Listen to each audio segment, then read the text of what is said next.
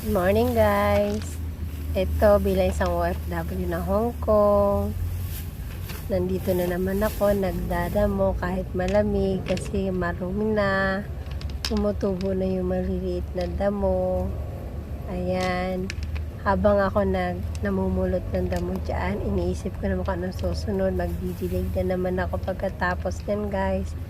Kasi wala yung mga amo ko, kaya naggagawa akong ganyan para palipas oras lang, tsaka hindi ako antukin. Ginagawa ko, naglilinis ako, ayan, nagdadampot pa ako ng tayo ng aso.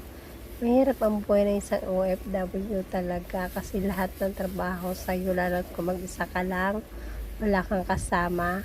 Kaya lahat gagawin mo talaga, ikaw ang gagawa. Kahit pagod ka na.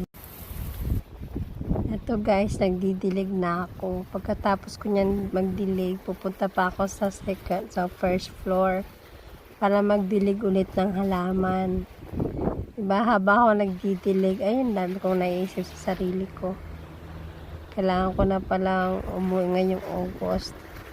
Kailangan ko mag-ipon. Marami mga plano sa buhay ko, pero hindi ko pa natutunan.